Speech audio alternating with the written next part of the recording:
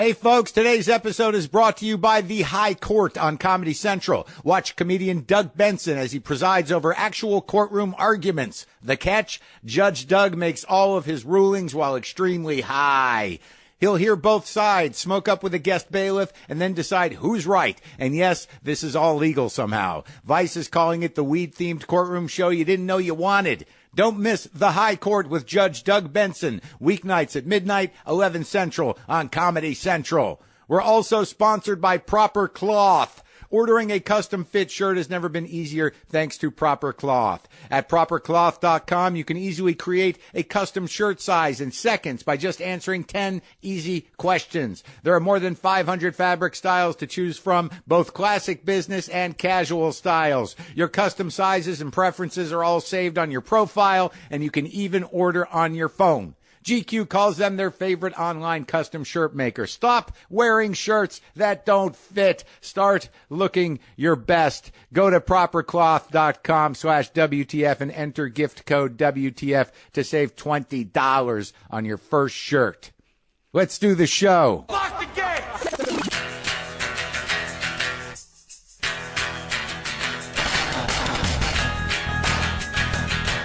All right, let's do this. How are you, what the fuckers, what the fuck buddies, what the fucking ears, what the fuck nicks, what the fuckopotamuses? Someone sent me that one. How's it going? I'm Marc Maron. This is my show. If it sounds different, it's because I'm not in the garage. Does it sound okay? I think it sounds better. I just adjusted a knob. Sounds better in my head. Did you notice the knob adjustment? Well, where am I? Am I hidden away? Am I in a bunker somewhere? Did I split? Am I fucking out? Am I off the grid? Kinda. I kinda am. I'm in Canada. I'm in Canada for 2 nights, and I got to be honest with you. You know, and I say this with a heavy heart, but I feel fucking relieved, man. I'm just here 2 days, and I feel relieved. I'll talk about. I just was in Portsmouth, New Hampshire, Ridgefield, Connecticut. Great shows. I'll tell you about them in a second, but there's something going on this month that you're probably going to hear about whenever you listen to podcasts this month in March, and I feel like I should let you know. I should bring you into the loop. And it's not just this one. It's an industry-wide initiative going on right now called Tripod. And the goal is to enlist you, the loyal podcast listeners, to get other people you know listening to podcasts. That's right. This is we're on a mission. Be pod missionaries. I know this might shock you, but some people still don't get podcasts. It's still a mystery to them. My father, for instance, who I doubt has even listened to the interview I did with Barack Obama. I don't know what he says to his friends or people he knows who bring it up to him, but I'm pretty sure he hasn't. I'm not sure he's listened to one fucking podcast, my dad. But obviously we're getting into a different issue, all right? Right now, pretty much every top podcast producer is taking the time this month to encourage listeners to get the word out. Tell a friend or a family member about your favorite podcast. Tell them any way you want. And if you do it on social media, use the hashtag Tripod, T-R-Y, pod, all right? And thanks for spreading the word. Yeah, we're just doing a little push for the medium of podcasting. So yeah, I'm in this very pleasant hotel in Montreal. Oh, by the way, Eugene Levy, speaking of Canada, is on the show today from SCTV and from many movies, from many things you've seen, from all the Christopher Guest films, the very funny and quirky guy's been at it a long time, Eugene Levy, getting into a little of that SCTV history. And it's odd that I'm doing the intro in Canada. That was not planned. It just happened that way. I flew in, me and Ryan Singer on the road. He's with me. So we flew into New York on Wednesday, rented a car, drove up to Ridgefield. It was the Ridgefield Playhouse. And it would seem like an old school. Brendan, my producer, Brendan McDonald, met us up there. He drove up from New York. It was a pretty great show. It was a pretty sweet show. It was a packed little room. But the interesting thing about it was, after the show, I'm backstage, and the woman who runs the place, she comes up to me and she says, "Hey, Mark, there's a couple of guys that said they went on a teen tour with you. Does that ring a bell?" And I'm like, fuck yeah, it rings a bell. If it's the guy that took all my money on that bus playing poker with me, I'd like to see them. I went on a barren teen tour when I was like, I don't know how old I was, maybe 14. And these were these tours, and most of them, came out of Long Island. It was like an alternative to camp. You just get on a bus with like 30 or 40 other kids, and you start to really look forward to the places that you actually sleep in a hotel. But I was on a bus for like a month or so with these guys, these kids. There was a lot of us, and I was surprised at the memories that I had, because I've been around a long time and I've been a lot of places, but why was it so stuck in my head, this particular trip, like this teen tour? Well, I'll tell you why. Because for some reason on that teen tour, I got sucked into a compulsive gambling habit. I was like 14, 15 years old, and there were these kids from Long Island. I know who they were, Craig and Mike. And we would just play fucking cards all the time on the bus. And I lost a lot of money. I lost all the money that I had, for the trip. And I had to wire my aunt so my parents wouldn't know for more money, which I lost to these fucking card sharks, these hustlers, these young, I don't know what, professional gamblers from Long Island. And it was embedded in my memory. And I remembered a lot of guys. I remember a few people from that teen tour. So she said they're here, and I'm like, all right, bring them back, because I need to settle a score. And sure enough, in walks, and we're all in our 50s now, Craig and Andy and their wives. And I'm like, I know you, man. I know you, Craig. I know you, Andy. Now, Andy didn't play cards, but Craig did. And I said, you got to be straight with me.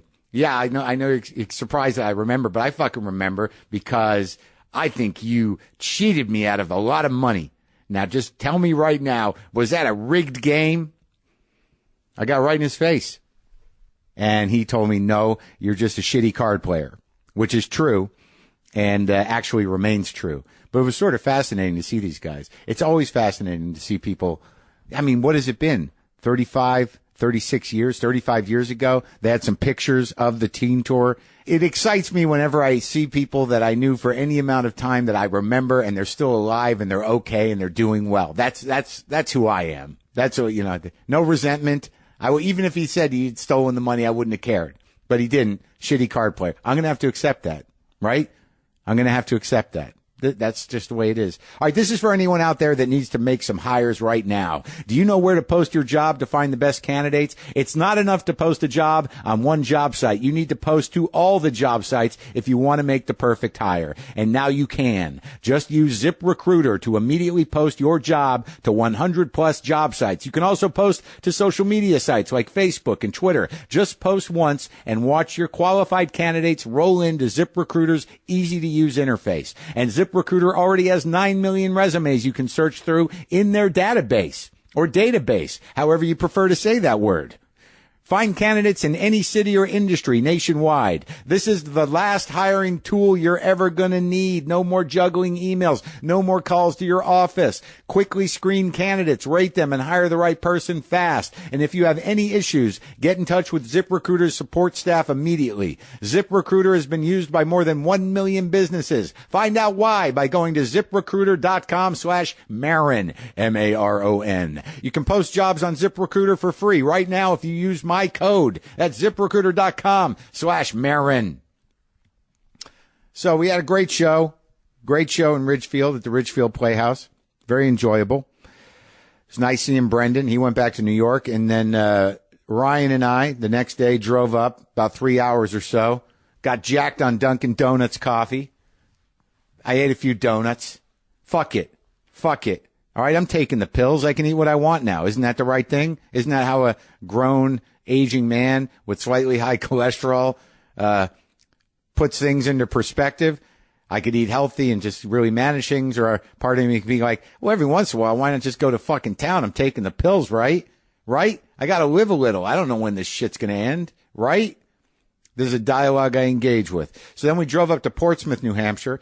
This landscape is very familiar to me. Running that drive from New York to Boston to Connecticut. I did one-nighters all throughout this area all my life. When I was not all my life when I was starting out doing comedy. So it was all very familiar, and it's very wintry. It's very crisp. It's very clear. All the trees have shed their leaves, and there's an intensity to it. There's a certain quality to the light and to the air in the winter in New England. It was all coming back. All the feelings, all the confusion, all the anger, all the not knowing of being in college, of starting comedy, of setting out to do what I want to do, and the panic of cigarette smoke and coffee in my shitty VW Golf, running around to unknown little townships to play one-nighters in pubs and bars and grills. And it all just came back. But it's a beautiful nostalgia, As the world around us gets chaotic and dark, sometimes nostalgia is the only thing that can float your heart above the fucking surface so it buoys there, so it's not just sinking like it's stuck to a fucking anvil. We go up to Portsmouth, and it's this little coastal town. I think I've probably been there. I feel like I've done a gig there. I don't know. I don't remember, but it all looked very familiar. And my buddy Jimmy met us in Portsmouth. Now, Jimmy just quit his government job. The last job he had was working in the State Department for flying around the world on the plane with Senator John Kerry, Secretary of State John Kerry.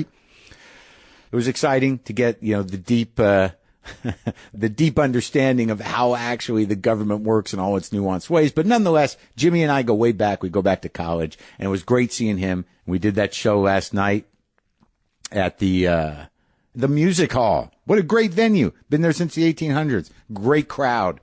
But we had a great show, and Jim said, I was going to fly. Me and Ryan were going to fly to Montreal. We're going to drive back to Boston, fly up. But Jimmy said, let's drive it.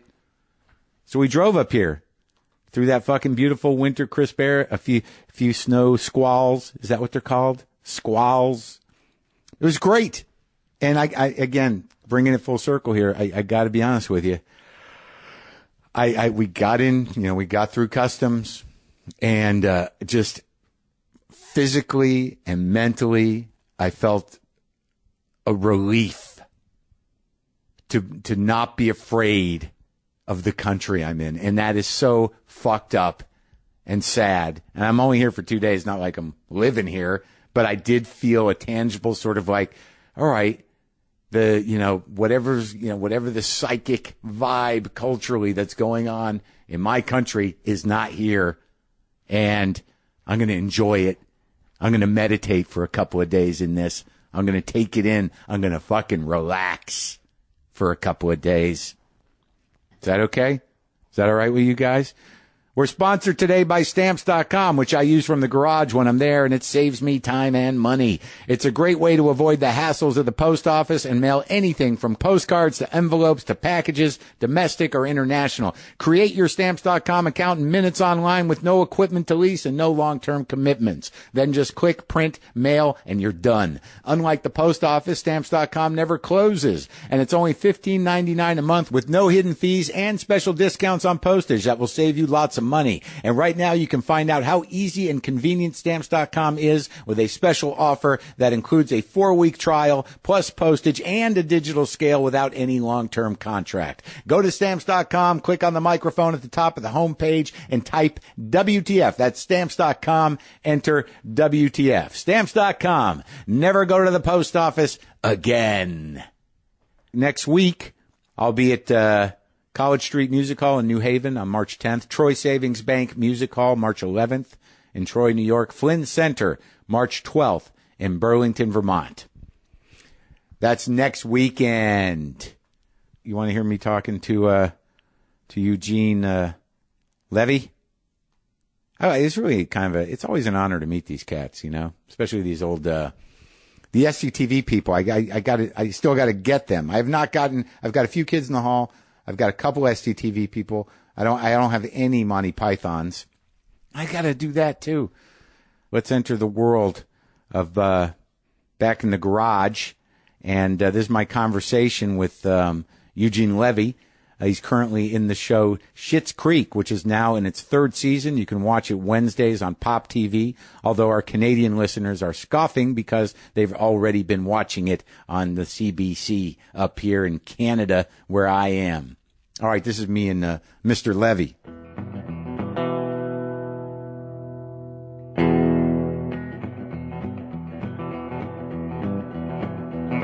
You look nice. You look very well put together, Mr. Levy. Do you know how tough it is to find sleeveless sweater vests in this town? I assumed you got it online. I didn't even know they made them anymore. I don't shop online. You like to go? My son keeps telling me, why don't I shop online? I said, I don't know. It's just kind of a drag to send stuff back. But I think I'm going to start doing that now. Yeah. Do you like going to the store? No, I'm not really. I don't like shopping. Right. I mean, I like looking. I don't like trying on stuff. Yeah. You know, because it only makes me feel bad about myself. Oh, really? I just find it exhausting. It's exhausting, and pants is like just a pain in the ass. Yeah, yeah. Because you think you're a certain size, and then you're not, and then you're not. And you got to deal with that shit. Yeah, and then it doesn't do up, and then you're thinking, why do I need jeans? Why do I need to leave the house? Why do I need to leave the house? Why do I need to dress? How are you feeling about things? You feeling funny in general? I never feel funny, except I'm going to take a sip of water and let it purposely run down my face just to get me in funny. Oh, there it is. Blah, blah. Yeah. No, funny. Yeah. I'm not really a funny guy. That's the biggest enigma about me. I'm not a stand-up. I've never done stand-up. Right. I went into improv theater because if I'm going to go down, I want to take some people with me. Right. Here, at least have the protection. Yeah. I'm not just going up there and then blowing it all myself. Right. Pick up where you left off. You can't look like a total asshole. I want some collateral damage. Well, where do you come from? You grew up in Canada? Well, you don't have to say it like that. Yes. Well, I could have. I knew that, so I generally would have just said, "Where did you grow up?" But I chose to insert the information. But there was something about Canada, the way you said it on your face. It looked like it was you grew up in Canada. No, in other words, bracket. You're kidding me. No, absolutely not. I've had a lot of important Canadians in this garage, important show business Canadians. I've had I talked to Monty Hall at his house. Wow. And he's from Winnipeg. Lorne Green, was he? I missed Lorne Green. I didn't get the opportunity. I did talk to Lorne Michaels. Yeah, yes. He's also big. Yeah, Ivan Reitman I talked to. Went to school with Ivan. So what part of Canada did you grow up in? Explain it to me. I grew up in Hamilton, Ontario, Canada, which is about 40 miles southwest of Toronto. Oh, so it was like a suburb of the city in a way. It's not a suburb of Toronto. I don't think Hamiltonians would actually love to hear you say that. I don't want to alienate any Canadians. I might have to live there soon. Hamilton was kind of the Pittsburgh of the North. It was kind of a steel town. Oh, really? Yes. Is it still? Nicknamed the Ambitious City. Okay.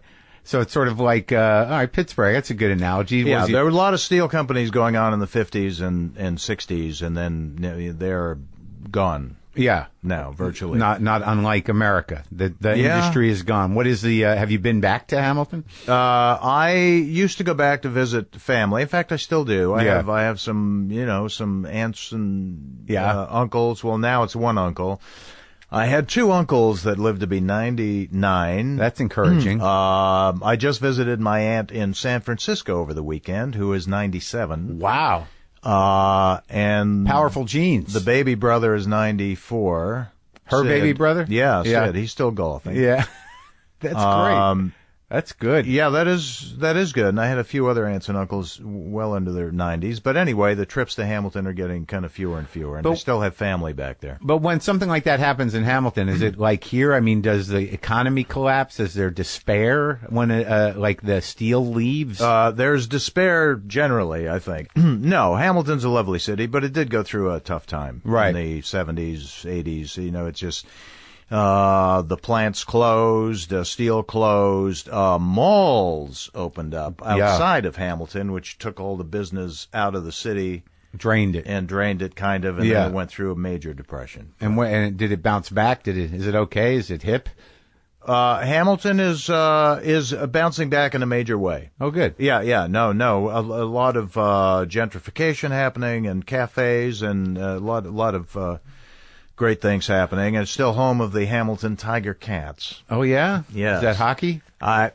No, Mark. Is it? No, I took not. a shot. It's not, but actually, as a guess, it's a good guess because, because I'm from Canada. Exactly. So hockey would be the major I guess. thought I was going to nail it. No. Hamilton Tiger Cats. What are they? My friend Joe Flair, it's a football team. Okay, all right. They used to be part of a 9-member Canadian Football League. Yeah. 2 of the 9 teams called the Rough Riders. Yeah.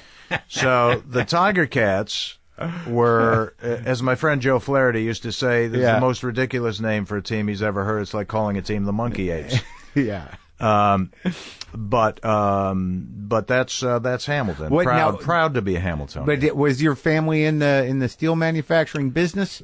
No. What'd your old man do? Not remotely. My dad worked in a car plant. Yeah. And was a kind of a foreman in the plant, and grew up basically doing a lot of physical, running the line. He was a working guy. And your mom? Working guy. And my mom was a housewife, just managed, How 3 many kids. Yeah. I have an older brother. I have a younger sister. How they doing? So they're doing well. I just saw my sister on the weekend in San Francisco, and my brother's back in Toronto. Anyone in show business? Well, no. Well, my brother is a producer on our television show. Schitt's Creek? Schitt's Creek. Did you create that? I created that with my son. Really? Schitt's Creek is a father-son operation. Yeah. Yeah, and do you both write on it still? I was writing with him. To be honest, I was in the writing room the first year when we started the show. Yeah. Until I realized he can just run with it now. Yeah. It's all you. It saves me 12 hours in a writing room. Yeah. Trying to crack story. But, so he's running the show now, and he's doing a great job. And you're working with Catherine O'Hara. Genius. Yeah, she's pretty damn good. We've been working together just for, eons. Great. Like how many years? Like 40 well, years? 40. Is it 40? Yeah. Yeah. That's amazing, isn't it? Yeah. She started out, we met, I think, even before Second City opened in 1973 in Toronto. I was in a production of Godspell in Toronto in 1972. You were in that mythic production.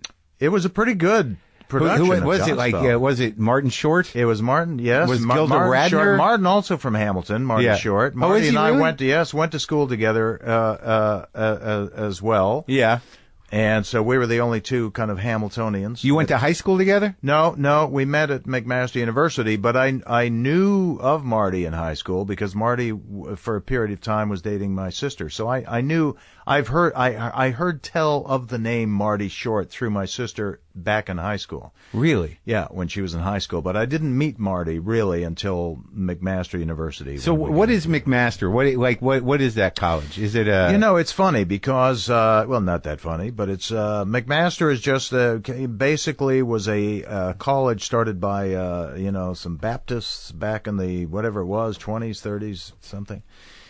And majored really in engineering when I was there. That was kind of a big thing. There was no drama course. There was no film course. There was nothing pertaining to the arts. Really? It was all kind of extracurricular. I don't even know what an engineering degree enables someone to do. Well, you can build a bridge. Oh, okay. Well, that's important. Yeah. Yeah, you can build a bridge. Yeah. Yeah. And in fact, you would have a rosy future now with all the infrastructure work. That's coming down the pike. On yeah, it's all going to happen in this country. But it was all extracurricular, all the drama, the film. That's where I met Ivan. Ivan Reitman, running the film club at McMaster. But he was there, so there literally was no arts. Yet you met these people that went on to become, tremendous contributors to comedy and art. Because we could just make movies, and nobody's telling you what to do. You just take a camera and make it the way you want it. It's not like a class where you're passing or failing. Who was in charge of that? How did that?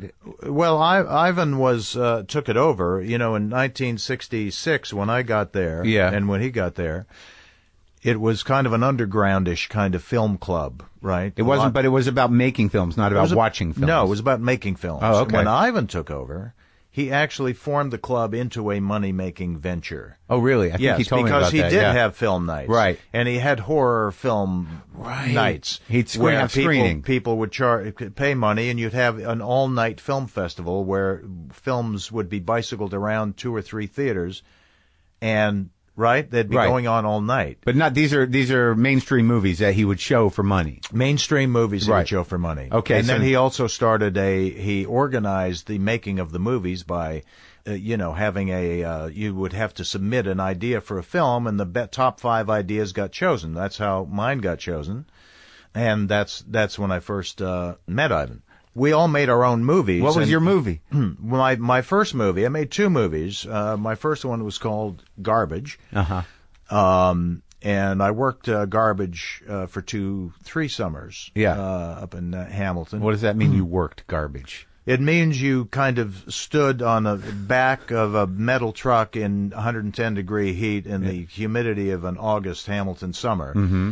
And dumped garbage at your feet, and then packed it down so that you got 7 tons of garbage into a truck. And then you'd go to the dump and unload it, and then go back and do it all over again. So you're what we used to call a garbage man. Yes, a garbage man. Yes, or sanitary engineer. Sorry, right? You went to engineering school. That's right. Yeah. So what was the film Garbage about?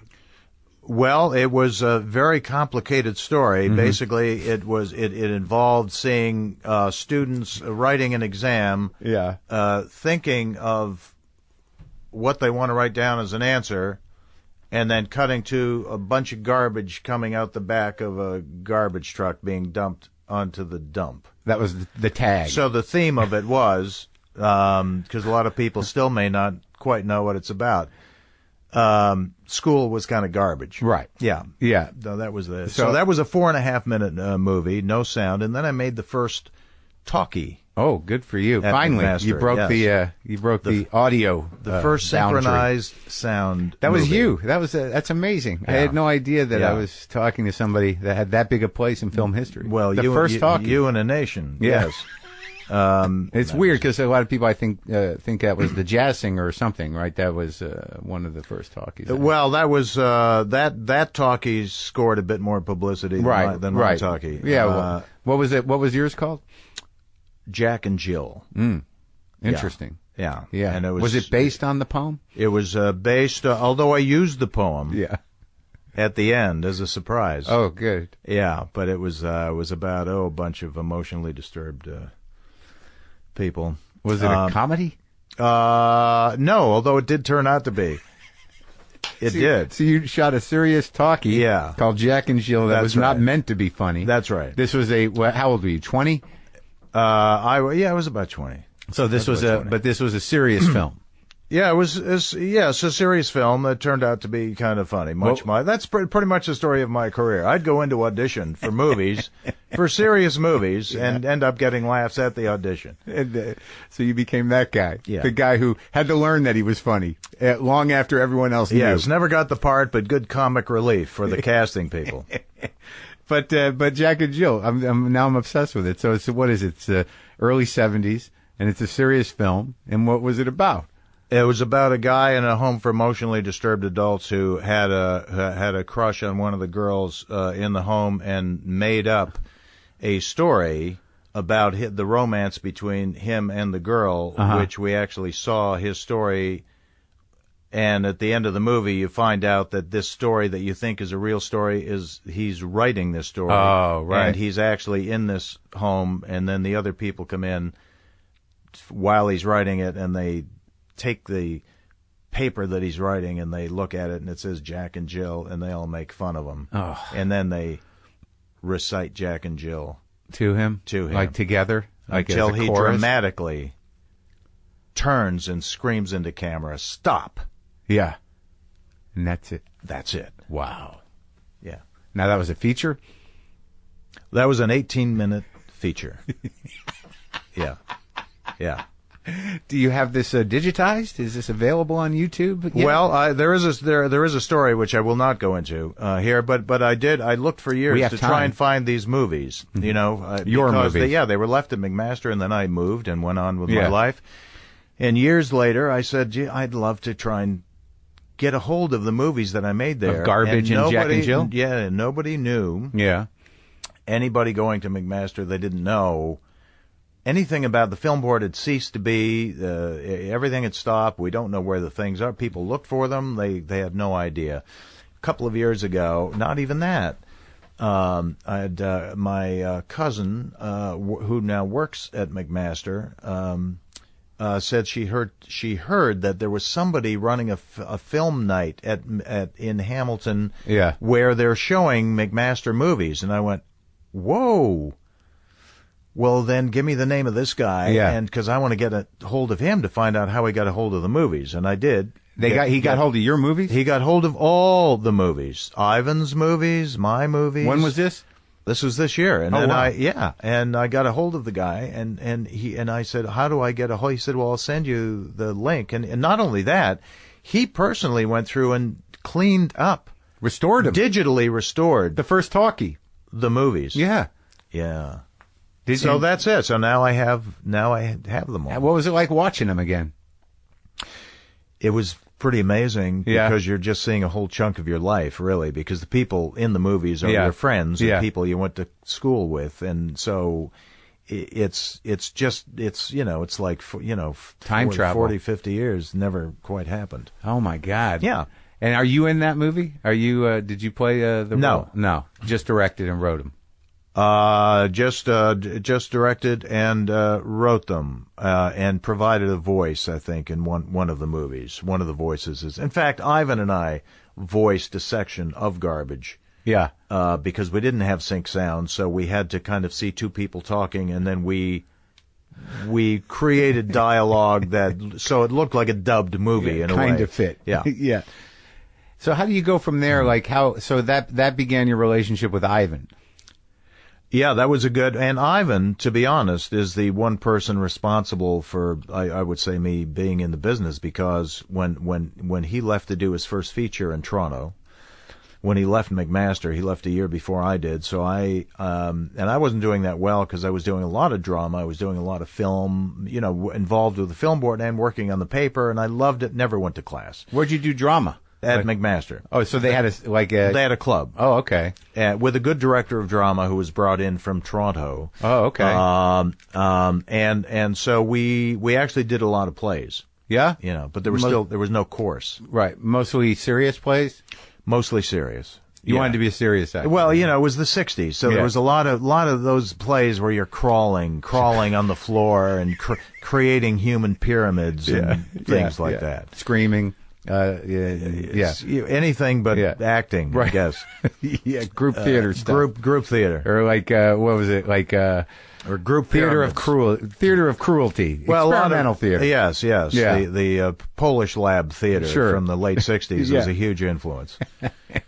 So that's what I was doing, and so I really was bombing out of academically. Yeah. And realized I had to get a job, so I knew Ivan was in Toronto starting his first movie. I called him to say, Ivan, I'm failing my year. I'm really going under here, but I think I need a job. Yeah. I think school is over for me. Yeah. So you didn't finish? And he said, no, I never finished. I left school. I wouldn't have been able to pass anyway. I was so far behind. Yeah. And he said, well, boy, if you'd have called me a week ago, I could have got you a job in props. I could have got you a job in, painting or something. But every job is gone. Coffee boy is the only job. Right. But I said, great, I'll take it. He said, no, I can't give it to you. I said, I'll take it. He said, no, I can't give it to you. It's really not a real job. It only pays $60 a week, and I'm too embarrassed to give you the job. Right. So I said, please give me the job. So that was my first job. And then Ivan's second movie that he did. What was that first movie? It was called Foxy Lady. It's a movie nobody's ever seen since the day it was released. I think he told me about that. Were you in it too? I was coffee boy on the movie, and then at the end he gave me a cameo. Oh, good. At the end, because he knew I did a lot of work at McMaster, a lot of acting work, and comedy, and he thought I was funny. So on his second movie, Cannibal Girls, a movie he was thinking of doing, he said, do you want to be in the movie? Do you want to be in the movie? Star of the movie, and you can star with Andrea Martin. And I said, great. Did you know her? I met her on Foxy Lady. I served her coffee. Mm-hmm. Yeah. Yes. So I met Andrea and Foxy Lady, and then we did Cannibal Girls. Popular movie? Together. It won some award in Spain. Oh, okay. Best horror comedy or something. Well, that's but good. Was it a good movie? No, not remotely. It was mostly improvised and not well, I would say. Well, it's interesting because out of McMaster's extracurricular clubs, comes the sort of like tour de force of Canadian comedy in a way. That first wave there. Well, yeah. I mean, Ivan came out of there. Marty Short, myself, Dave Thomas, Doug Henning, the magician. Sure, I remember him. What was that show he did on Broadway? The Magic Show. The Magic Show. I think I saw it. He smiles a lot, kind of hippie. Yeah, mustache. Marty Short used to do a good impersonation of. Oh, it's the magic is illusion, and illusion is magical, and yeah, he's a good character. So, before SCTV, was the production of what was it, Godspell, the first thing that brought everyone together? How did that kind of happen? They just came to town and auditioned, and I auditioned for it. Marty was still writing his finals at McMaster. Marty was in social work at McMaster University. And I called him to say, Marty, you should come in and audition for the show. Because it's a musical show. It's like big New York production. Was he already doing stuff like that? Marty? At McMaster. He was kind of, yes, he was acting. In fact, I directed Marty in a musical at McMaster called Benji, which was an original musical that was written by my roommate, Bob Sandler. Yeah. And a great musician in Toronto, Tony Koznick, did the music for it. Yeah. And so we put it on there. So Marty was performing. But again, like everybody, like me and everybody else that was doing it, you never thought about doing it professionally. Sure. It never occurred to me once while I was doing all these plays at McMaster that wouldn't this be nice to do this professionally? Yeah. You didn't become an actor. Nobody became actors. It was just something you were just kind of having fun with? Having fun with. And was Marty, could you see the Marty we see now in the Marty then? Was he? Yeah. Yeah. Same. Yeah. Yeah. Same impressions. Amazingly good impressions. He was doing that then. Yeah. Same voice, same great singing. So you voice. tell him to audition for Godspell, and what happens? So he came in and auditioned, and of course we both end up making the final show. And who else? It had this amazing cast, right? Wasn't Gilda? It was in me it? and Marty, Gilda Radner, Andrea Martin, Victor Garber. Paul Schaefer was our musical director. So that was a big show. But it seems to me when I talked to Ivan about it as well, that seemed to be the first, it felt like something professional and something was happening, and that these talents that all went on to other things and that you went on to work with, that seemed to be the first place it kind of happened. That actually was our first taste of show business, our first professional show, and meeting some really amazingly talented people. And then, right out of Godspell, Second City opened up. I mean, we were really lucky. Yeah, timing. Being in Toronto at that time, right. Because, Godspell was a major production coming in from New York, right? Great. Second City was the great improvisational company that decided that Bernie Solins, who owned the theater, decided to open up a theater in Toronto because they had played Toronto in the mid-'60s and got amazing reviews. Right. So we just happened to be there in Toronto when Second City came to open up a Toronto theater. The first franchise. And we got, that's where I met John Candy and Dan Aykroyd and... but they were all Canadians, right? Yeah. So where did they come in from? You had never met them before. So Second City opens and everybody wants to be part of it. People who are performing comedy want to be part of it. Yeah. And what was the structure of it? How did it work? How did you get in? Was it a workshop situation, or you? You had to audition. You had to audition.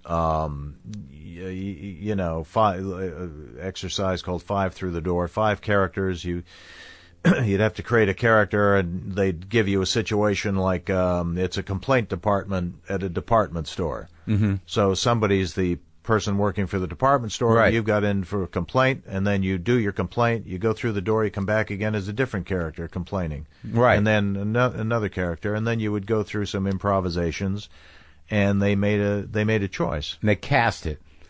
And they cast. Yes. Who was in charge of Second City there? Like I don't know. I know some of the history. I mean, I think I talked to Shelley Berman about the Compass Players, and then that became Second City. But like, who did they send up as the guys who knew what they were doing? Well, Bernie and Del Close. Oh, Del Close, of course, yeah. He came up. Del Close would come up, and Bernie would also come up and work and be involved in directing shows, but he wasn't. You know, he wasn't so much a director, Bernie, as he was just, he owned it. Yeah, right. But Del that's a young Del Close. Del was pretty amazing. He was an amazing character. Yeah? Like how so? Like what'd you learn from that guy? Well, you learned kind of how, basically through Second City, this is the great thing about Second City for us, who were lucky enough to get in it. It's a great comedy school. You know, the shows were intelligent, they were bright, they were really funny, but really smart. And they were all improvised, most of them? Yeah, well, the shows were improvised, and then you hone the improvisations down. A Second City show is, I mean, you go and see the actual show, but every scene in the show was created through improvisation and then honed to the point where we now have a solid piece. Right. So then you put all these pieces together, you do your show, and then at the end of the show, you go out and take suggestions from the audience, and you take 15 minutes, you go back, talk about them, how are we going to do it, and then you come out and improvise the pieces. With how many people? Like 7, Well, 8? 5, 6, or 7 people in a cast. And over time, the pieces that you improvise, when it comes time to starting your next show, 6, 7, 8 months down the line, you take the improvisations that you were doing that seemed like they were successful, and you go back and try and recreate those improvisations, and you start honing those down, and they become the scenes for the next show. And how did Del, like, what was Del's, process? He just knew what he was doing. It's hard to do, Del was, that's, that you're doing it right. That's it. Fuck it. It's, it's. But all right, cat's out of the bag. You're fired. Were there structures that were like? Because I know that Del had some exercises and things, right? Yeah, it was great. He was great at what he did. He was a great improvisational teacher, kind of very guru-ish. Yeah. And he was there for years, and he was a guy that also had a lot of personal problems and addictions and things, and at that time. Yeah. Well, was there a system that you learned from him? What did you learn about improvising from him? You learn here. The thing about we learned from Del, and certainly Second City, because it really was a hallmark of the company since it was created, was just always perform at the top of your intelligence level, which is something you don't think you need to hear, right? But you do. I mean, it's amazing when you hear it. You go, oh, I get it. Because even if you're doing something cheap, play it smart. Right. If you're playing a cheap character, play it smart. Right. So don't go for the easy laugh. Don't go for an easy laugh. Right. Just make it smart. Make the laugh smart. Right. Yeah. Or if you're creating a character, whatever, make the laugh come out of the character, but make it. Right. Don't just throw it away and step over the line. Right. So never think you're smarter than your audience. And so those are guidelines that anybody in Second City goes on to use for the rest of your career, basically. So in that first crew, it was you and Aykroyd and Candy. The first company in Toronto was at a different theater, right? And that was Dan Aykroyd, Valerie Bromfield, a great, very funny writer performer, a couple of local people, Joe Flaherty, Brian Doyle Murray, Bill's brother, and that was the company. And then it closed because it didn't have a liquor license, and people just got tired of having crepes and cokes, so they closed. It only stayed open about 6 months, and then it was reopened at the old Fire Hall in Toronto, and that's when John and me and Joe were in that company. When John got hired, John Candy got hired for Second City, they sent him down to Chicago. That's how good they thought he was. Dell wanted John Candy in Chicago, in the company with Bill Murray. And so that was already going? Bill was already down there? Bill was in the company, yes. Yeah. And they wanted John. Yeah, they wanted him in Chicago. What was amazing about John when you first met him? Like, it was just... He was just funny. Yeah. I mean, he was funny. He kind of, had a very cute, adorable face. Yeah. John wasn't that heavy. Initially? Back then. Yeah. He was kind of plumpish. Right. Nevertheless, it was okay to do fat jokes kind of back then, and he was the guy leading the charge. Right. It was almost seems like that the model of it's weird when you look at these sketch troupes or these improv troupes that later created all you guys, that there almost seems to be a type, that there's a commedia dell'arte element to it, that people fall into a role, like the sort of bombastic, slightly heavy guy is sort of thematic throughout, all of these groups. It seems like Belushi and Candy were kind of the beginning of it, and then you get this legacy of that.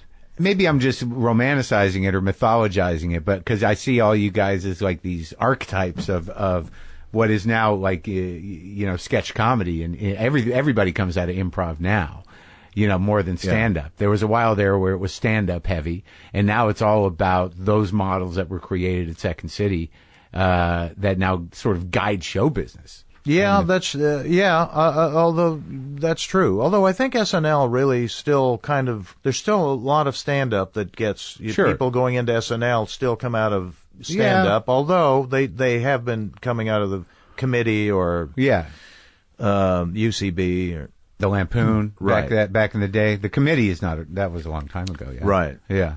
Well, that's how our show got started in Toronto because SNL, when they started in 1975. Yeah. Really, the two groups were Second City and National Lampoon. Right. And Bernie Solins, who ran Second City, saying, "Boy, we're gonna have our people just draining right out of Second City, going right into SNL.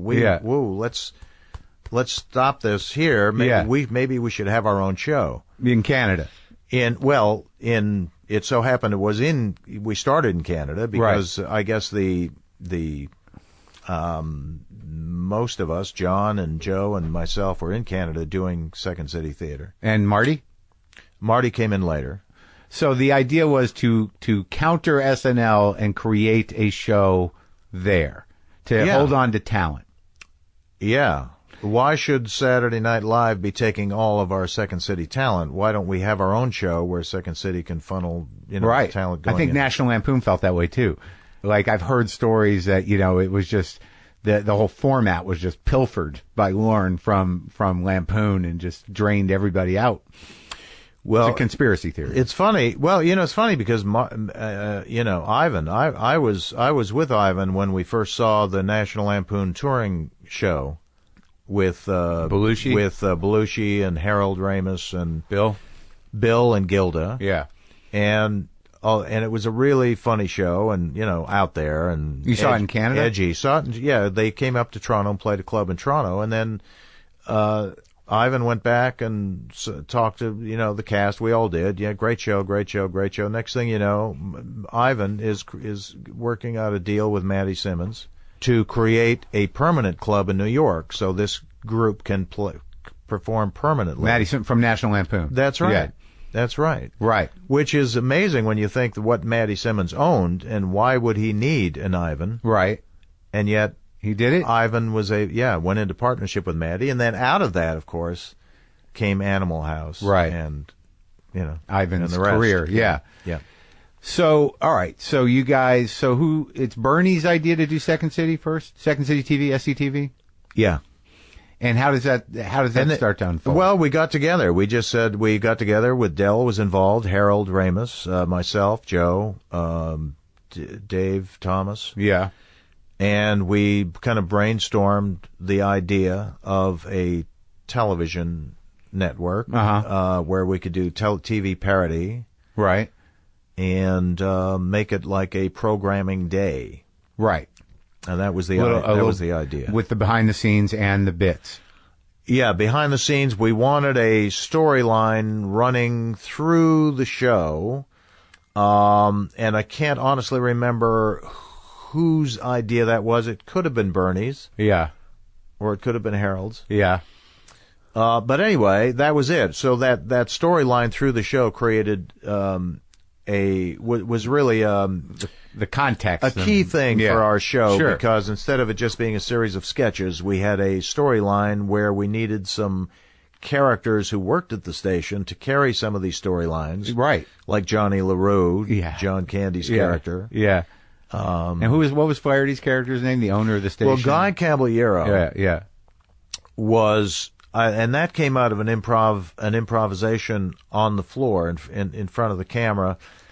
Harold Ramis, one of the smartest, funniest guys that I have ever met, may he rest in peace, was doing a character called Mo Green in the first season of our show. He was the station business manager, or the manager, and kind of a Weasley guy, and he did a show called Bowling for Dollars. Yeah. And he would take calls on his Bowling for Dollars, and we would, in the first season, improvise a lot of these things. So Joe got on the phone with Harold on camera, saying, "Who am I talking to?" And he says, "Green, this is your boss, Guy Caballero." Yeah. And you could see Harold laugh on camera. Right.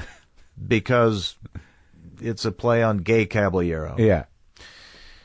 Anyway, and so that's where that character started. Yeah. In an improv, and then he became the boss of the station. So the whole idea, which made it different from SNL in a way that was probably more easy to refill, was you had this whole umbrella, which was the network. So you could that was in place.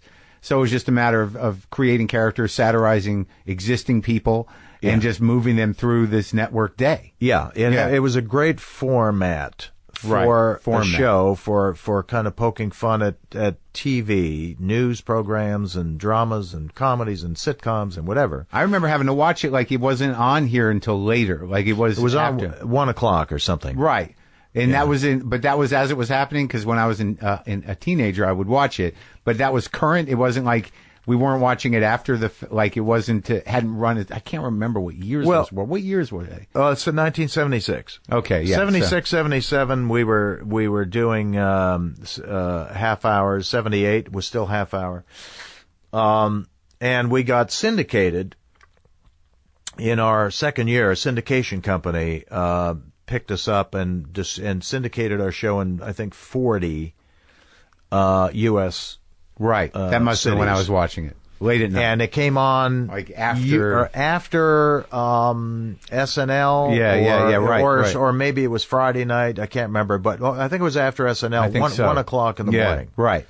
And then there were those of us who were kids who were sort of like, this is its own thing, like it had its own following, and it was clearly different. It was different. It was like when Python came on the scene, and we would watch Python, and it was like, wow, where'd that come from? Foreign? Is this weird? I've never seen anything like it. Yeah, exactly. I remember seeing like Martin do Robin, and and then the whole backdrop of all these other characters. The weird. What was that Abbott and Costello bit? I was trying to remember. Well, we did a piece called the. This will mean probably nothing to the listeners, because these are shows that are going back, but we did a show called the Midnight Express Special. Yeah. There was a show on NBC, late night music show called the Midnight Special. What was that guy's name? The Midnight Special with Wolfman Jack. Yeah. And then the movie, Midnight Express. Right. So we combined the Midnight Express Special as the Wolfman Jack show, right, hosted by Abbott and Costello, but the idea of the storyline through Midnight Express of somebody trying to smuggle heroin or dope hashish, or heroin, hashish, right, into the country or get it out of the country. We incorporated into the Abbott and Costello routine. So we did that. We sometimes took a couple of things, mixed them together, but by the same token, our show was a post-production show. We we did have the opportunity to write the show, first, or at least get the writing started, and then shoot the show, and then we were involved in the editing, and there wasn't an audience. No, I think that was the primary difference that you noticed. just playing to camera, and that is the primary, and always is the primary difference. If you're performing for a studio audience, you want to get a response from the audience, and to get the response from the audience, your performance has to come up, and that's where you get sitcom. The performances are elevated to a it's right out of vaudeville, a kind of a bit kind of a heightened, comedically heightened. The same with SNL, right? And you guys were we play right to camera, so we could keep the subtlety of what we're doing just right into camera, right, and hold the characters a little harder, and hold the character. And they did add a laugh track to the show, which couldn't do anything about it really. Oh, really? Well, we tried in our very first show in the first season. We thought we don't want a laugh track. We just want this to play without a laugh track, right. And we cut the show together and looked at it, and it just seemed like it was laying there. Right. Or there should be laughs. Oh, we need a laugh. Yeah. So then we brought in an audience, and we played the show for the audience and recorded the audience. Yeah.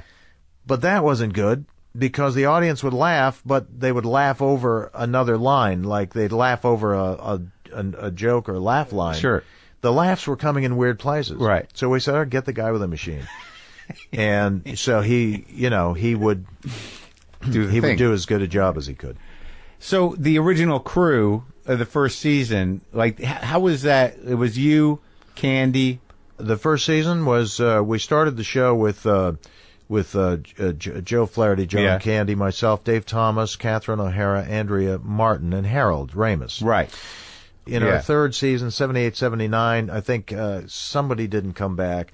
Catherine was gone that season. John Candy was gone, so they brought in, that was the season Rick Moranis joined the show, and then they brought in Robin Duke and Tony Rosato, also passed away this year. Yeah.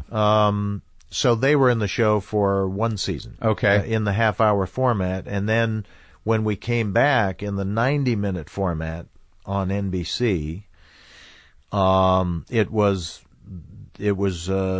Joe, John, me, Rick, Dave, Andrea, and Catherine. And is that when the Great White North thing started and all that stuff? Yeah. The thing started to stick. Who was producing that one? The hour and a half one. Well, we had, as a creative producer, you mean? We did. What was on? It was on NBC. It was on NBC, and we had executives from NBC who hated coming up to Toronto. Yeah. Well, not only Toronto, we were also shooting the show in Edmonton. When we started the 90-minute show, we were in Edmonton, Alberta, shooting the show. I know that place. So nobody wanted to fly up to Edmonton, so the executives from NBC would fly up occasionally and just say, hey, why don't you put your A material up front, like we do on SNL. Yeah. Put your A material up front, and then the middle portion, do your material, which is okay. The experimental stuff. Yeah. Put that at the end. Yeah. Because the demographics are, the audience is, we're getting good numbers in the first half hour, and then it drops a little bit. The last half hour, you don't want to worry about it. So we say, oh, interesting, and they'd go back, and we just kept on doing what we're doing. Always ignored them. Yeah. How long did it last in that form? 3 seasons, 90 minutes, and then our last season was we were on Cinemax, and there was just 4 of us on that last season. Oh, really? So we're getting into some indulgent stuff in our last season. So it was fun stuff. It was a good run. And it was a good run, and the thing was, like, the inmates were running the asylum. Sure. We really had nobody telling us what to do, and and we got spoiled a little bit because that's not the way shows are run, and chances are you'll never get to do that again. But although we're having a pretty good shot at it with our current show, Schitt's Creek. But it's great when you can do what you want, and you don't have to do something you don't want. Yeah. And you have a bunch of friends with you. And you have a bunch of friends with you because we did. We worked together, we partied together, and it was like a dream, really. Were you ever considered for SNL? Was that something you thought about doing, or? I may have thought about it. Right. But I never, You were never summoned? I was never summoned. I remember one year Lorne Michaels came up to when we were doing Second City stage, or filling in or whatever. Right. And I know Joe and John did some stuff like audition pieces on a thing, but they didn't get hired. But it's interesting. All you guys, like a lot of you, certainly had good careers in television, and obviously you're still going. John did some big movies. Yeah. Joe had recurring roles for years. Everybody did good. Yeah, Joe's on Freaks and Geeks. Marty's, just still going strong. John Candy had a great film career. Yeah. I think John was like the biggest star. He was became a major film star. Yeah. Did some great work. He did, yeah. Great work. Funny guy. And, we're still going. I went through, I think got into some directing stuff in the late 80s. Yeah. I got... In Canada?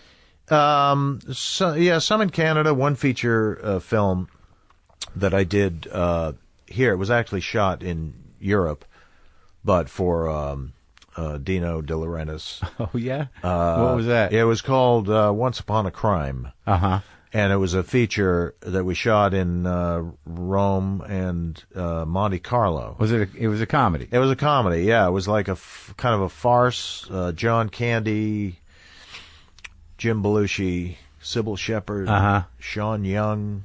Oh, wow. George Hamilton. And that was your first big movie directing? Well, that was my first and only feature directing. And no story there. I think that says it all, doesn't it? But it actually was really funny. It was a funny movie. It had some very funny moments. Yeah. It just got a little it got a little weird. We couldn't quite get the third act going. They hired writers, some big name writers and stuff, but still couldn't get it going. And then there was some few issues with Dino. Did you deal with Dino? Yeah, I actually liked Dino De Laurentiis. It was he had a reputation, like, I'd heard before I started working on that movie that, some directors would just, in their contract, they say, no, he's not allowed on the set. Yeah. And when we started the movie, he was, he was so great. He was like a second dad. He was just great. He was fun. He'd like to laugh. Uh-huh. The scouting trip in Europe was an experience in itself. It was just first class all the way down the line. It was like first class hotels. He would take you out to the best restaurants. You got along great with him. Yeah. We started the movie, everything was going great, and then things just, we got into some issues about the script and what he thought was funny and what I didn't think was funny. And while I was over there in pre-production, and Dino was still in Los Angeles, and we'd have some screaming matches on the phone. Really? Yeah, screaming matches where he would be faxing pages that he got some guys to work on for free, and this is a good joke, that's a good joke. The woman here comes by with the big boob and walking across. Dino, I don't think it's funny. What? Screaming.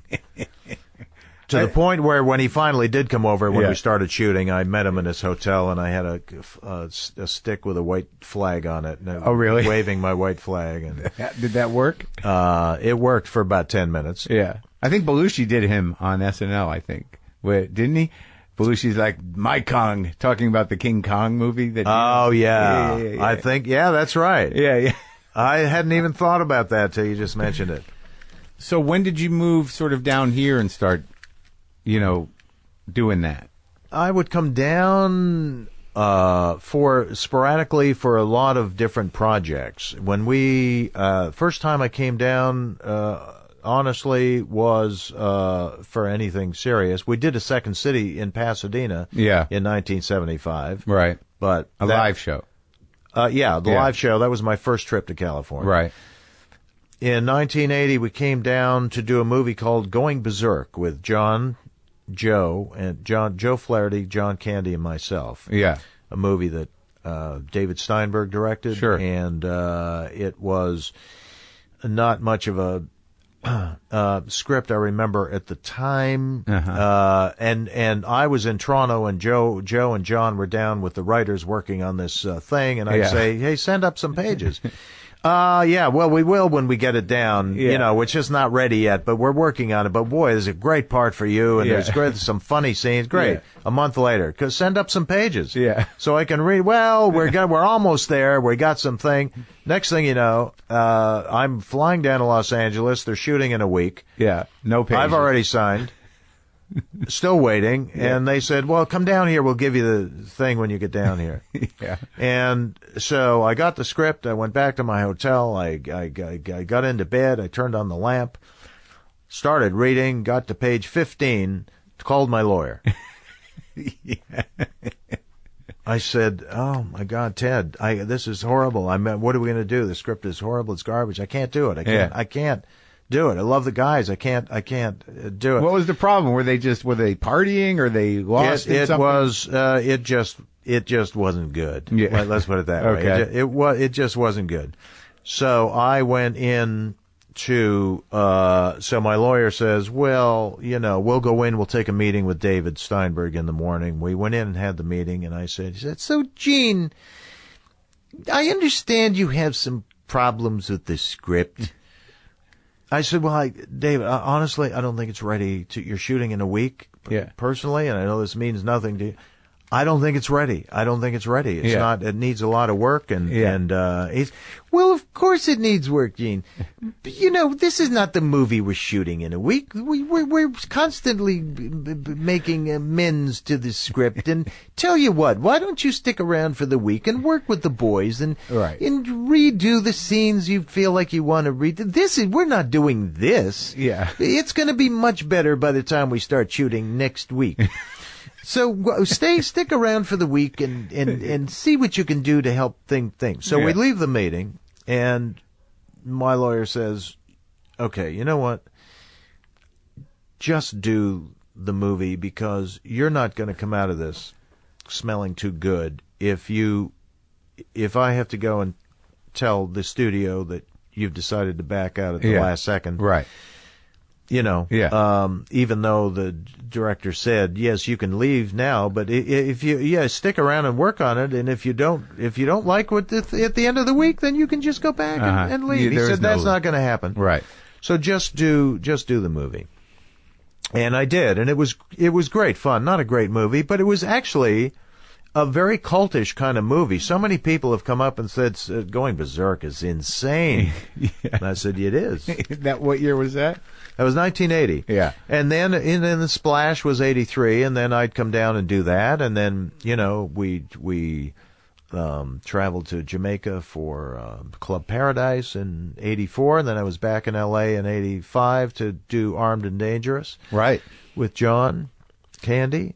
And so my trips were frequent. I would come down and do work down here for years. And you and John were real tight? Yeah. Yeah. And you and Joe? Yeah. Yeah. It's good. Still see Joe, still see the people. We still see each other on a semi-regular basis. That's nice. Marty, of course, all the time, because, he's my oldest and dearest friend. I mean, we do you live by each other? Yeah, we're 1 minute apart. Oh, so you're around. Yeah. That's nice. Yeah, 1 minute apart. Marty's probably the funniest guy in show business. I don't think there's anybody faster. I don't think there's anybody who's got a faster mind than Marty. And case in point, Jiminy Glick, if you love that character. Yeah.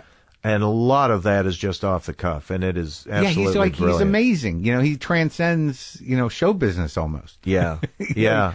He embodies it and transcends it. He definitely embodies it, and he is the anchor to. I mean, he knows everybody in the business, and everybody loves him. And so, how did you get involved with? Because I think, like most people, now, maybe I'm. That's not right for me to say. Outside of American Pie, which is a franchise you've been connected with for years. Yeah. There's 12 of them now, right? Well, no, not 12. No, not 12. 8. Okay. But that's a good gig. The gift that keeps on giving. It was, it was a good gig. 4 theatrical features and 4 straight to DVDs. And that was great. But the Chris Guest movies, who you work with Catherine a lot. Catherine, Fred, yeah. Fred Willard. Great cast. And Chris, of course, who's How'd you meet another him? Comic genius. How did I meet Chris? He called me. I knew of Chris from going back to Lampoon. Yeah. And, the radio shows and the albums. And I knew Gilda was doing work there, and Schaefer was doing work there, and Bill Murray. I knew those voices, but there was one voice Chevy. that I'd never heard, Chevy. One voice that I'd never heard, and that was Chris. Yeah. And it was brilliant. His character work was astonishingly great. And I kept saying, who is that guy? Who is this guy? Yeah. Who is this guy? I got a chance to work with him on a Billy Crystal special in the mid-'80s. Yeah.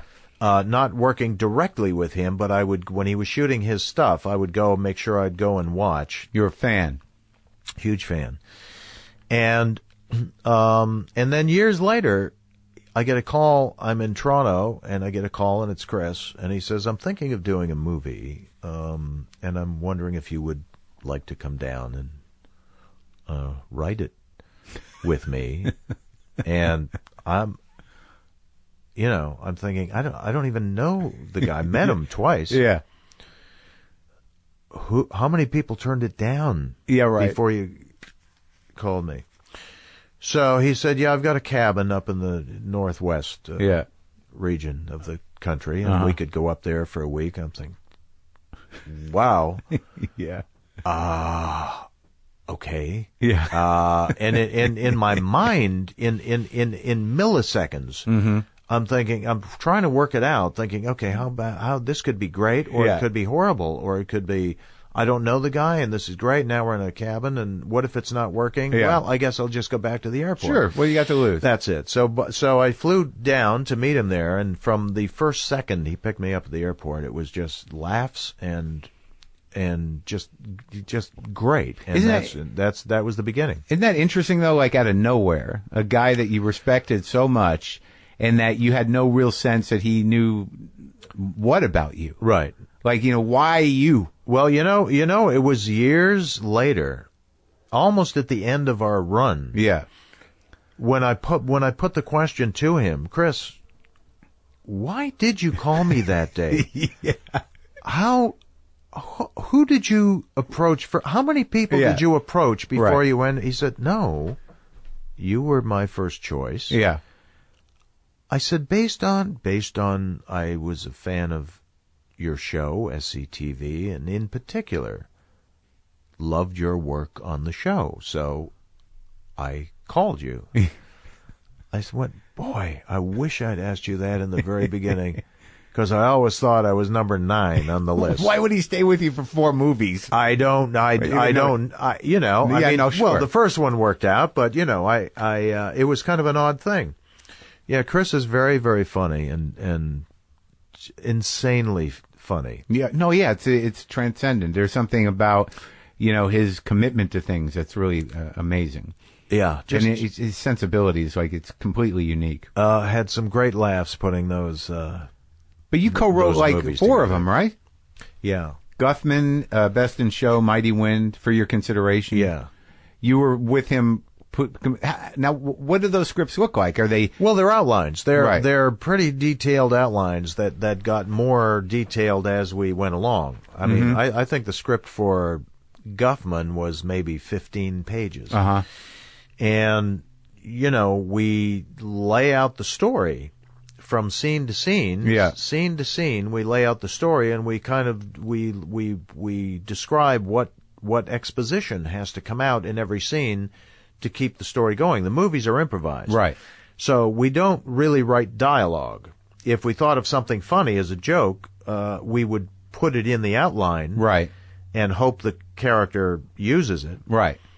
But it was just really keeping the story moving from scene to scene, because you've got to have an anchor that if you're improvising a movie and it's just a free-for-all, then good luck. It's hard to put together. It's hard to put together. So you've got to have something that keeps the story moving, and that's what we did. And with every movie, we got more involved in character backgrounds and actually writing those out, writing who the characters were, where they went to school, what books they wrote for the actor. Yeah. And did they appreciate that? Yeah. Oh well, yeah, sure, yeah. And sometimes they added to it, and sometimes in a major way added to it.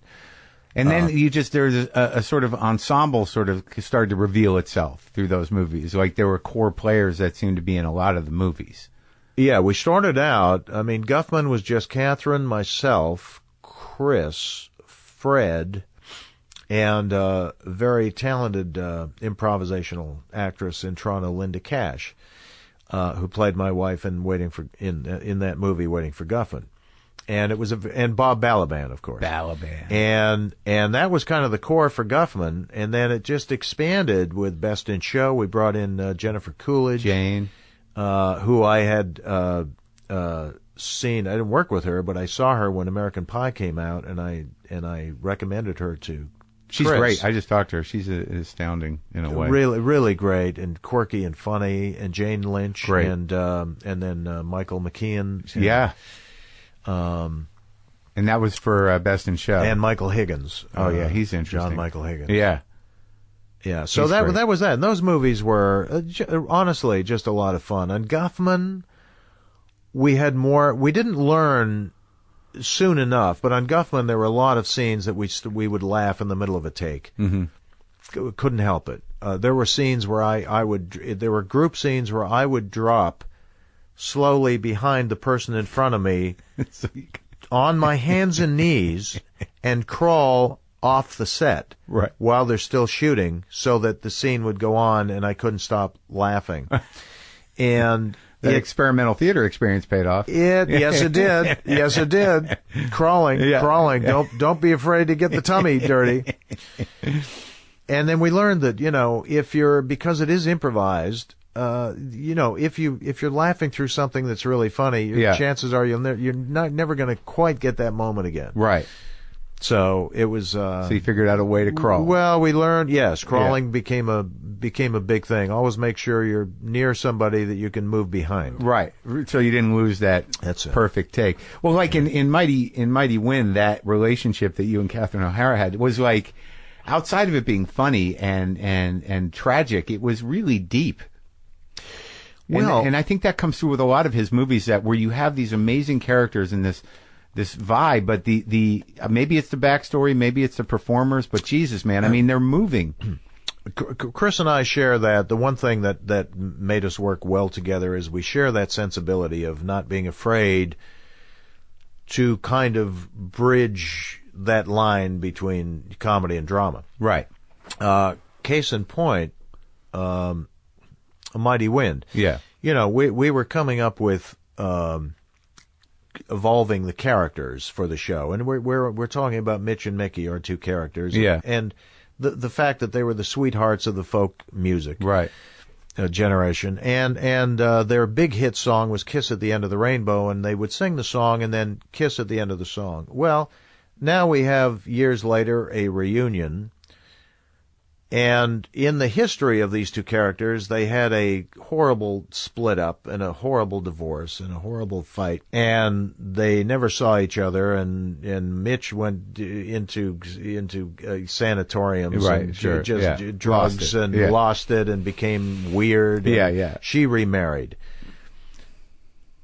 Well, what's going to happen when they come back to the reunion and they're going to sing their hit song? How are these two people going to kiss? Are they actually going to kiss at the end of the end of the song? Because they hate each other. Yeah.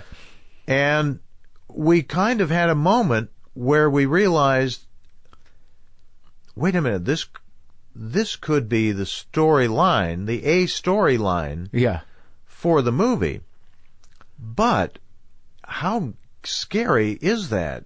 We're writing, this is a comedy. Yeah. And yet we're gearing this movie toward a third act where, are these two people going to kiss at the end of the movie? Right. What are we getting ourselves into here? Right.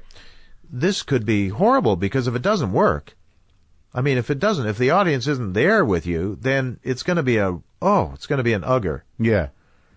And yet we both felt compelled to move in that direction because it seemed like the most exciting way to go in terms of a story. So right. it's that line between comedy and drama that has always been my comedic raison d'etre, kind of. You know, it's the most exciting way to do comedy for me because I'm not a joke person, as is evidenced, for the past hour and 10 minutes. Well, no, but I don't know if that's true. Like, even like your sensitivity to characters, like even like with Bobby Bittman, back in the day, which was a spoof on, that generation of stand-up. You knew what wasn't funny and how to make it funny. I mean, I think you do, I'm not that you need me to tell you that. I do think you have an understanding of Yeah, no. It's an understanding. Yeah, no. It's true. But the kind of comedy for me that from the very beginning is character driven. Sure. So even on SCTV, it's always character driven. Right. And again, as broad as some of the characters were on SCTV, we committed to the characters. We never had a joke at the expense of the character or stepped outside the character. Right. No tongue in cheek stuff. Right. That's right. So that's a big difference. It's always been important. Edith Prickley, big, broad character, and yet Edith Prickley that's Edith. Yeah. Prickley. That's who she is. Well, maybe that's some of that stuff that came from that instruction in a way of Dell saying, keep it intelligent. Well, that's it. That drives that is the driving force behind everything. Make it intelligent. But to me, making it intelligent also means just making it three-dimensional. Yeah. Make a character funny but real. Make him, you should be able to take an audience on a much more kind of rewarding trip. Yeah. Than necessarily just, kind of jokes. Laughing. You know what I mean? And the way you guys played that out in Mighty Wind with, it becoming, now that you say that, it became the A story in a way that whole third act where all the other performers are like, I don't know what's going to happen, right? It was like... Yeah, very emotional moment. They were all moving towards it. Yeah. And they brought the audience with it. That's right. Yeah. Yeah, they come in and they move into the wings to see are they going to do it? Are they going to do it? And then they kind of really was an amazing moment that you could actually feel. I'm getting choked up now. When we were actually shooting it. Oh yeah, you could feel it. Because I remember looking into the wings and seeing Parker Posey with tears in her eyes while the camera's there and I'm doing the scene with Catherine. So it was great, and that's the kind of comedy that I love, and that's what we were doing on our movies with Chris. Yeah, make the characters real. I mean, the characters, the audience has to be able to grab hold of something. Sure, yeah. And if you do it successfly, then you can take them on a nice ride. Sure, and you're doing that now with the exactly what we're doing in Schitt's Creek. Schitt's Creek. And then you have this dynamic, I imagine, with Catherine that is like, it's weird when you do have genuine, decades of history with somebody, and their emotional nuances as performers. Yeah. That there must be a comfort level to that. Amazing comfort level, and we kind of know. We have the same approach to our work, Catherine and I. We take it kind of very seriously. Approach our work as actors approach a character, and we kind of have a sense where somebody is going or could go, or so we work very well together emotionally on that level. Well, it's sort of interesting that like when you talk about it, like it's some sort of magic, because when you really think about the show you're doing with her now, or these Chris Guest movies, which are more subtle than I think SCTV, is that you're not really playing the confidence you have to have in the character to not play for laughs, but to assume that they are comedic characters innately is some sort of gift. I mean, you guys kind of invented some of that. It's just a commitment to character work. I really? mean, that's really all it is. It's not. It's. I mean, for me personally, on Schitt's Creek now, and I should for your listeners mention that it is SCHITTS, and it's on Pop. It is a person's name. Pop TV. It's a real name, and it's on Pop and Netflix. Yeah. So, you know, this is commitment to this character. is a commitment to character, and this is and you know, my son Dan, who I worked on the show with, created the show with, he came to me with an idea for this wealthy family that loses its money. But he also came to me because the sensibility of the movies that Chris and I were doing, that's kind of the sensibility that he was looking for in the show, and that's what we started you know, kind of working with. It's good he had connections with you. It didn't hurt. Yeah. It didn't hurt, let's put it that way. But to his credit, he would never ever, he spent 8 years on MTV in Canada as a host and doing live stuff and doing it very well and writing funny sketches and doing some great work. But I never thought that the big question was, would he be able to do something like this, a half-hour comedy, a character that is got to be a genuine character, you know, and writing and honestly, anyway, long story short, he's great. He's quite brilliant at it, and I just love watching him work. And he's got a character on our show that is insanely funny. Ed, you must be proud.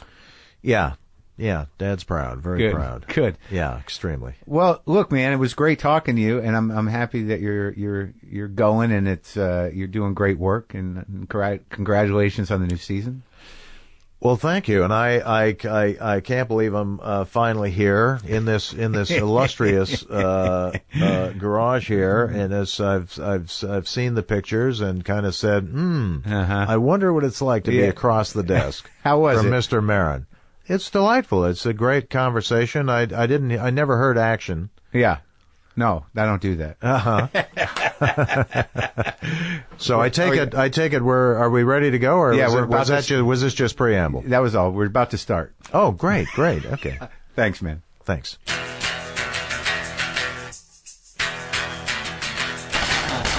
I enjoyed that. It was a pleasure meeting him. I like hearing the history. You know I do. Thanks again to Proper Cloth for sponsoring this episode. Finding a dress shirt that fits is hard, but ordering a custom fit shirt has never been easier thanks to Proper Cloth. Custom shirts start from $85, and these high-quality shirts are made from premium Italian and Japanese fabrics. They guarantee a perfect fit. Remakes are absolutely free, and they make it super easy to do. Go to propercloth.com/WTF.